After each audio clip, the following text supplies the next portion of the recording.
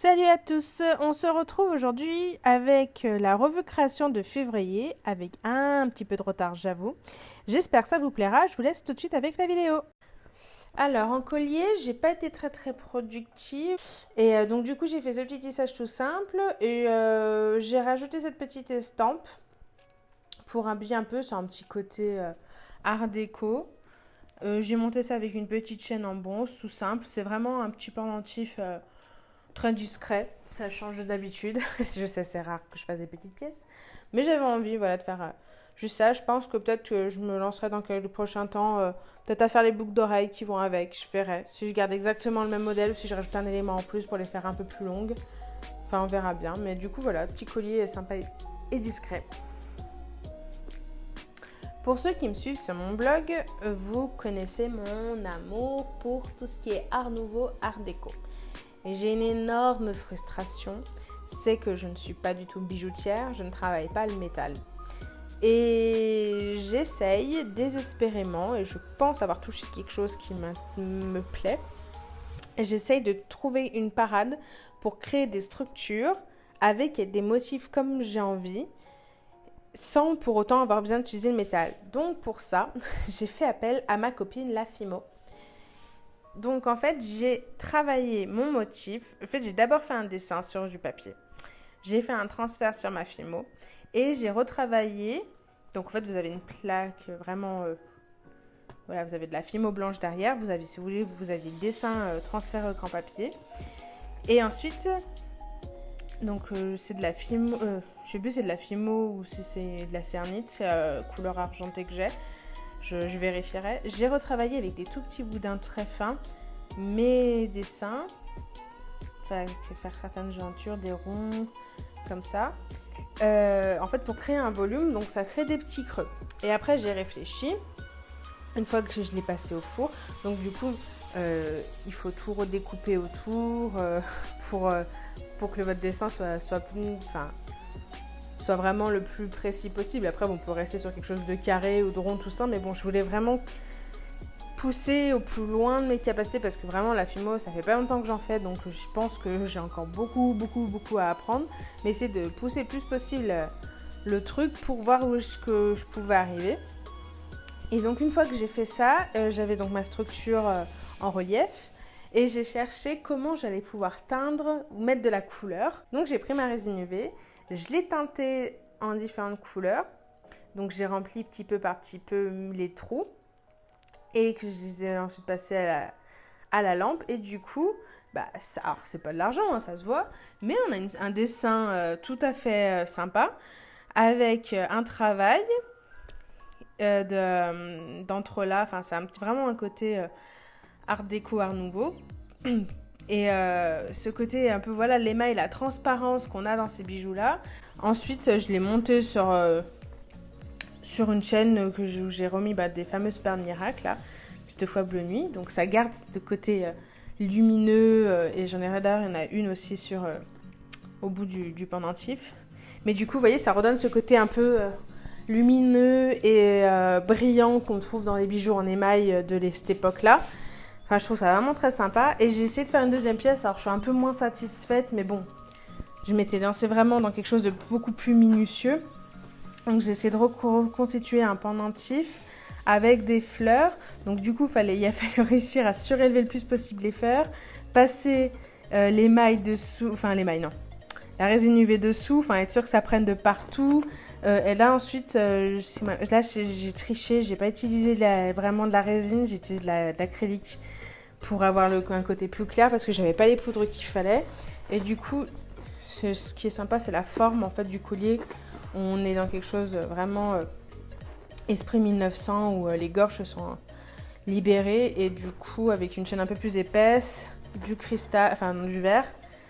Et voilà. Donc bon, c'est pas une pièce, j'en suis pas super fière, mais du coup, j'avoue que celle-ci, j'en suis très contente. Mais voilà, c'est pour montrer qu'on peut. Faut montrer aussi qu'on fait des tests, qu'on se vautre un peu, mais qu'on essaye pour découvrir de nouvelles choses et avancer. Donc voilà. Donc j'espère que ça vous plaît. Alors pour ces boucles d'oreilles, je me suis vraiment lâchée sur le matériel. Donc nous avons de la soutache mauve et de la sous-tache un peu jaune moutarde qui va habiller plein de petits éléments. Donc nous avons un cabochon en résine, un petit strass bleu monté sur chaton. On a un autre strass un peu plus gros en forme de goutte dans les tons bleu ciel. Vous avez une perle ovale en verre, facette et des daguers, des taux. Et vous avez de l'agate et des perles à facettes. Vous avez aussi une petite coupelle. Je vous ferai une photo pour qu'on la voit mieux. Petite coupelle brodée à l'envers pour faire une petite fleur. Des estampes et tout ça monté sur crochet. Et bien évidemment, nous avons le semi-cuir derrière. Du coup, les estampes, donc comme vous avez vu, sont bronze à la base. Et en fait, j'avais envie de vraiment rester assortie avec le cabochon. Donc le cabochon est fait avec des pigments. Donc je me suis resservi des pigments pour faire la patine de mes estampes en mélangeant ça avec un petit peu de résine. Et en essuyant légèrement, enfin, donc c'est de la résine UV. Mais du coup voilà, ça donne ce côté un petit peu cuivré, j'aime bien. Et j'avais envie de revenir sur les cabochons pour vous expliquer un peu comment ils ont été faits. C'est une technique que j'ai vue, il faudrait que je retrouve chez qui j'ai vu ça. Je me rappelle plus. Mais du coup, c'est avec vos pigments. Alors, au lieu de mélanger les pigments directement dans la résine, donc vous mettez votre pigment dans le fond, vous badigeonnez bien le fond, que ce soit très uniforme. Faut pas qu'il y ait trop, sinon vous allez avoir des mauvaises surprises. Et en fait, une fois que vous avez bien badigeonné le fond, vous allez mélanger votre résine habituelle avec de la peinture noire, enfin donc là c'est de l'acrylique noir. Et du coup, ça va renforcer cette couleur, en fait, ça va être vraiment très uniforme. Et vous voyez, je vous disais que c'est très important de bien badigeonner de partout. Donc là, on s'en fiche, ça va être sûrement camouflé par un tissage ou de la sous-tache. Mais du coup, vous voyez, vous avez des manques à des endroits. Alors ça peut être un effet voulu si vous voulez, mais bon, quand on ne le veut pas, c'est bon à savoir. Et du coup, je vous montre la différence. Donc là, ce sont les mêmes pigments mélangés directement avec la résine. Donc on n'a vraiment pas le même résultat. Les deux sont jolis, mais ça dépend de ce que vous allez vouloir. Donc là, du coup, on a vraiment ce côté très, très lisse, très pur. Et c'est exactement fait sur le même système. Et je trouve ça vraiment très, très joli. Donc, cette deuxième paire de boucles d'oreilles, je suis déjà partie aussi de cabochon que j'ai réalisé moi-même. Avec une planche de motifs, des poudres différentes, et donc sur de la base fumeau. Et une fois que ça a été cuit et c'est sec, bien dur, j'ai résiné le tout. Si ma mère est bonne, je l'ai fait à la résine UV parce que je voulais m'en servir tout de suite, donc j'ai utilisé cette technique là. Et du coup, après je suis partie sur donc de la sous-tache dans des tons très très estival, très jaune, très vert. Alors d'habitude j'ai tendance à mélanger jaune comme ça avec du vert émeraude. Là je suis restée sur quelque chose de très clair, très anisé. Vous avez plusieurs parties, une petite partie au-dessus avec ce petit serti de fleurs. Sur les entrelacs de ce côté, on a un petit strass. Et pour illuminer le tout, j'avais trouvé ça sympa de rajouter ces deux gouttes de perles magiques. Et du coup, toujours en habillage à la sous-tache. Pardon, au simili-cuir. Toujours dans les boucles d'oreilles, j'ai eu envie de tester encore une technique. Alors j'en avais déjà fait un petit peu, mais je n'avais pas pris le temps de me repencher dessus. C'est le plastique dingue. Donc moi j'avais à une époque essayé, mais avec la version très lisse, très transparente, parce que je pensais que ça donnerait un effet plus vitrail à mes créations, mais il faut vraiment avoir le matériel adapté. Donc je me suis retournée vers le plastique fou un peu blanc en fait, si vous avez un côté un petit peu comme si ça avait été passé au papier de verre, et du coup ça accroche beaucoup mieux la couleur et peut vous servir aussi bien du crayon de couleur que du feutre à alcool. Et finalement, ma préférence va vers les effets faits avec les crayons de couleur, parce que la pigmentation, la poudre s'écrase mieux et imprègne bien le papier, donc on a une couleur franche, alors que c'est vrai qu'avec un feutre à alcool, vous allez avoir quelque chose de beaucoup plus transparent. Donc là, ça ne se verra pas sur le fond, mais je ferai des photos pour essayer de vous montrer la transparence de la boucle d'oreille. Au départ, j'avais fait un trou derrière pour juste simplement passer le crochet dedans, et je me suis dit pourquoi pas essayer d'accrocher une petite estampe.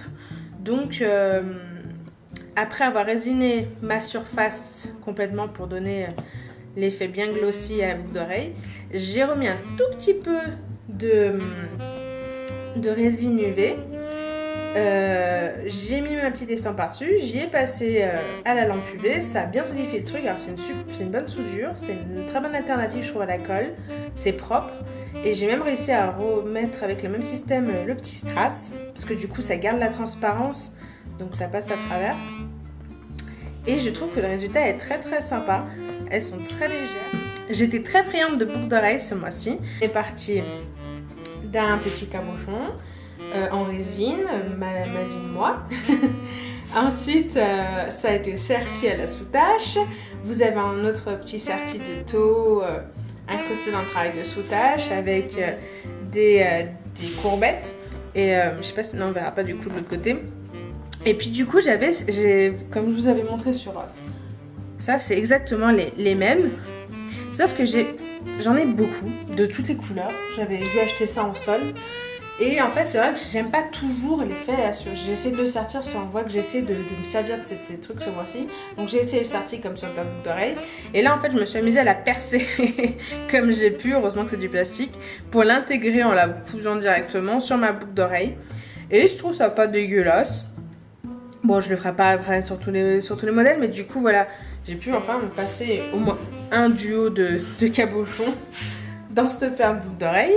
Ensuite, vous avez donc un petit strass monté sur le chaton. Ça aussi, vous avez compris que j'ai acheté un lot en début de mois. Et du coup, sur les 3 paires que vous avez vues, chaque paire a hérité d'un. Je crois qu'il n'y en a pas d'autres après qui ont été utilisées. Je n'ai pas refait de bijoux avec ça. Donc, c'est la dernière paire avec ce truc. Vous avez des petites paires en jade teinté. Et aussi... Donc, petit travail. Donc, c'est un gros anneau sur lequel j'ai monté un peu de rocaille et que j'ai accroché entre mes taux pour un peu habiller. Ça se verra mieux, je ferai sur les photos. Parce que du coup, ça se voit pas très bien que ça pend en fait. Ensuite, j'ai créé une petite chaîne avec du fil très très fin et des petites rocailles. Et j'ai habillé ma chaîne avec des daguers que j'aime beaucoup. Donc... du turquoise et ces daguers là qui sont moitié ça, du coup comme il y a un côté libre, on voit le reflet à travers et c'est un côté très très lumineux, j'aime beaucoup. Et donc voilà, l'arrière comme d'habitude avec du simili cuir et cette fois cuivré, et elles sont superbes, elles sont un peu longues pour mon petit cou mais c'est pas grave, on attendra de plus avoir des charpes pour les porter, mais je les aime beaucoup. Je ne sais pas si vous vous rappelez, mais le mois dernier, je vous ai présenté cette broche qui m'avait énormément plu. Je m'étais bien amusée à les faire. Et du coup, pas longtemps après, j'ai vraiment fait en fin de mois. Je crois que c'était la dernière pièce. Donc, j'avais pas encore fini. Mais j'ai fait des boucles d'oreilles assorties. Exactement avec le même... c'était la même préparation que le cabochon. Pour ces cabochons là et les mêmes couleurs, enfin pratiquement exactement le même système, et j'avoue que je suis très très fan de mes boucles d'oreilles. J'aime bien dire des petits scarabées et elles vont parfaitement avec mon petit turban. Donc on est sur un cabochon en résine serti avec des taux. Vous avez toute une broderie de taux, de super duos. Donc les taux, j'ai joué avec les tailles, donc vous avez des 11-0 et des 15-0. Ensuite, vous avez un petit cristal de Swarovski qui est brodé pour amener une touche de luminosité. C'est toujours joli, avec encore des petites taux de chaque côté. Et j'aime vraiment beaucoup ce mélange de couleurs, c'est vraiment ce que j'aime. J'en profite pour faire la transition, donc ce turban que j'ai créé, je sais pas après si vous me suivez sur Instagram, vous aurez peut-être vu les photos. Je sais plus, je crois que j'avais vu ça sur Facebook, c'est un truc tout simple, mais je pense que je ferai un petit tuto en français. Je crois que c'était en indien, un truc comme ça. Donc j'essaierai d'en faire un avec les proportions en français, peut-être ce sera plus facile. Et comme il était relativement sain, du coup donc je l'ai habillé avec cette broche et j'ai eu envie du coup d'en faire un deuxième. Donc c'était une laine. Cette laine, je crois que je l'avais achetée chez Mondial Tissu et je la trouvais vraiment très très jolie. Et j'ai eu envie de rester sur le même système, de faire mon turban et de l'habiller avec une broche. Donc voilà, c'est plus facile comme ça. Donc c'est un gros cabochon en verre. Et j'ai tendance d'habitude à utiliser, comment ça s'appelle, du vernis à ongles pour peindre ça. Et j'ai testé, encore une fois, la résine. parce que je voulais un pigment que je n'avais pas en vernis à ongles et j'avais en fard à paupières. Donc j'ai mélangé ma résine avec des paillettes cuivrées pour pouvoir retrouver le jeu de bleu marine et de fibres, ça doit être du lurex je suppose, cuivré. Et du coup j'ai gardé tout le thème de mes couleurs dans ma broderie. Donc vous avez des petits rideaux, ça j'ai oublié comment ça s'appelle. Je sais plus, je crois que c'est des Kéops ou un truc comme ça. Je suis pas très douée moi dans les fournitures Puka, moi par les super duos et les daggers, j'ai pas grand chose d'autre. Ensuite vous avez, alors c'est pas des taux, si ma mère est bonne, ça c'est des Miyuki, des Roca Miyuki. Ensuite ça sera habillé avec du simili cuir. Mais du coup voilà, c'était... Donc là pour le coup je la porterai vraiment jamais en broche, je l'ai vraiment faite pour aller sur mon chapeau. Parce que peut-être que je la porterai un jour, mais c'est vrai que je suis pas très broche à la base. C'est vraiment en général pour habiller quelque chose, pour mettre sur quelque chose. Donc voilà. Et voilà les amis, je suis très contente de vous avoir présenté ce que mes petites mains ont fabriqué pour vos yeux en février. J'espère que ça vous aura plu. N'hésitez pas à donner votre avis dans les commentaires. Et moi, je vous dis à très bientôt pour un prochain tuto, ou pour une revue, ou pour peut-être une de mes favorites. On verra. Je sais pas. Voilà, gros bisous, ciao ciao.